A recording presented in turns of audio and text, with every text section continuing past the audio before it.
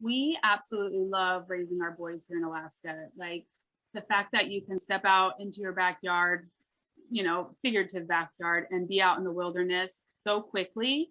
There is no end of things to do with your kids if you're just adventurous enough to get out. And there's so many wonderful people here that are willing to go with you. So it's not like you have to go out into the wilderness on your own. You take a bunch of kids and go hiking or go to a lake and go swimming. It's just, we have really loved raising our kids here. Yeah, I mean, that is just such an awesome thing up here that the people who live up here, it's because, I mean, they want to go out, they want to have fun in the outdoors. It's very rare that you meet someone up here where they're just like, another mountain. I don't like hiking. just, Yeah, just, and I'm not a huge hiker, but there are so many things to do. Like I will take my kids. Any hike that's my kids level, that's all. I'm all for it. The Butte, the just little hikes. But that's all that Matanuska, kids Pioneer need. Peak. Yeah. Yeah, that's all that kids need is just to get outside. And so there are so many things to do. And even without that, there are lots of other fun activities as well. Oh, outstanding. So can you describe some of the challenges that you have living up here in Alaska that you probably wouldn't have somewhere else in the lower 48?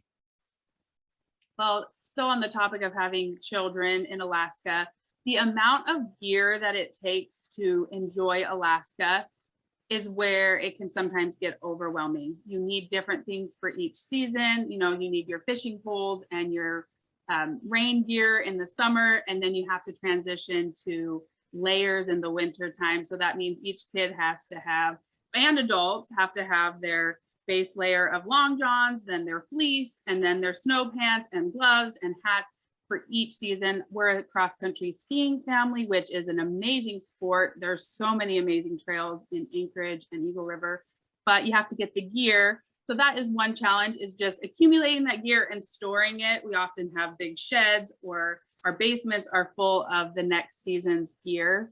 And then the cost of groceries, feeding a big family, can get quite high. You need to budget for that. And we supplement that with fishing and hunting. None of it's free. You have to pay for it in your time off and your gear. But we do feel secure living so far out of the United States or the lower 48 by supplementing with those kind of things. Yep, absolutely. So let's go and focus in a little bit on kind of the grocery shopping then, because obviously that's something that does very well for y'all on YouTube as far as the views go. So what is, let's say, family, I think it's family of six is what it is. Yeah. Family of six. What is kind of a trip to Costco for you guys if you're trying to budget for about a month? Okay. So you have to keep in mind, we do not buy meat or fish. I might buy some lunch meat. And we also are big on having food storage. So when I go shopping, it is not just for that week or that month. I like to have a good stock of things in our long-term pantry in our garage. So it ranges from $300 to $500 a week. And I do typically go shopping 4 times a month. And one of those trips will usually be over $500. So it's a lot, but I do have 4 growing boys, and we eat at home 99.9% of the time. And so that's where our money goes. It doesn't go into eating out and buying a bunch of fast food. So I would say we budget probably $2,000 at least a month for food. That does sound pretty accurate. So just kind of from your perspective, what, when you go to eat out, that's something you guys obviously try to minimize as much as possible. What are, like, how much could somebody expect to spend? Like, let's say, we've got Panda Express here in town or Taco Bell. How much could people expect to pay at one of those chain restaurants up here?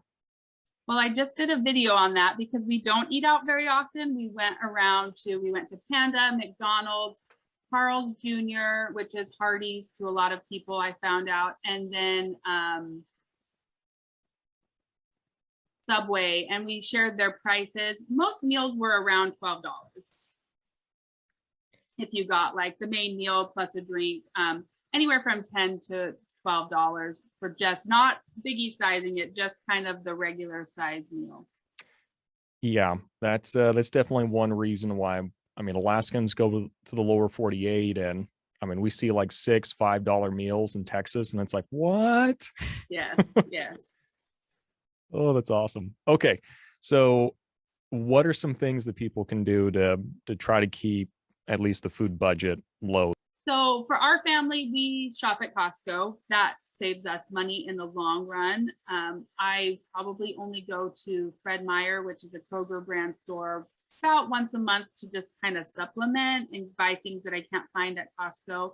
But we do well by just buying things in bulk and then making sure we use it up and not going shopping when we still have a fridge full of food. Some people have a hard time watching our videos and seeing how much food we have in our freezers. But we can't just like, if things shut down, we can't just go to the next city because they're going to have just as little food as we do. And we can't go to a next state and grab something. So we just try and keep things very well stocked in our freezer. Another thing that we do to save money is I try and buy things that are in season. My rule of thumb for fruit is under $2 a pound. So there are a lot of things even at Costco that I very, very rarely buy. Blueberries, raspberries, strawberries, those kind of things we just go without because we enjoy those in the summertime when we can get them naturally from our yard and from, up in the mountains. And then we just go without because they tend to be $4 to $5 a pound. And those can really, really add up quickly, especially if you have kids like mine and they eat through them in like one sitting. So that's kind of my rule of thumb. I can't get away with that on vegetables because often vegetables are above the $2.99 a pound. And I just try and get the ones that will last the longest and are, in season as much as possible. Not in season in Alaska, but somewhere else. We also supplement by having a garden. The season is very short, but we have so much light in the summertime that we can grow lots of good broccoli, cauliflower, cabbage, potatoes, and carrots that are fun to supplement in the fall. Oh, outstanding. So, I mean, I'm glad you kind of mentioned the produce because for me personally, I've done a little bit of produce shopping at Costco. I've been more impressed with the produce I found at Fred Meyer's, but I mean, then again, like I'm not buying for 6 people though, so I can get away with that a little bit more.